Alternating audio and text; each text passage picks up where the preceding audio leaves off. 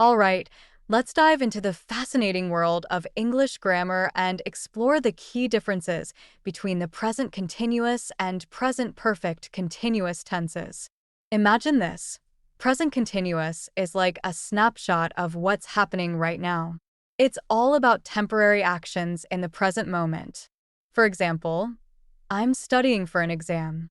It's happening as we speak, in the here and now. On the other hand, present perfect continuous takes us on a journey from the past to the present. It's like a continuous thread connecting the two. For instance, I've been studying for an exam for 3 hours. This tense emphasizes the duration of the action, highlighting that it started in the past and is still ongoing. Now, let's talk about duration.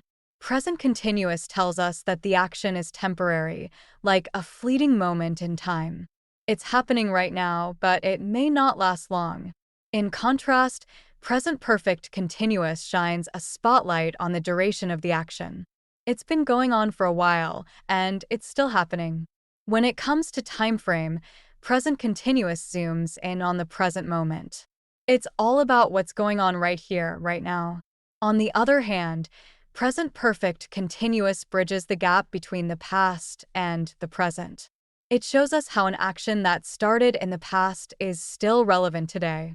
So, next time you're constructing a sentence in English, pay attention to whether you need to convey a temporary action in the present or highlight the ongoing nature of an activity that started in the past.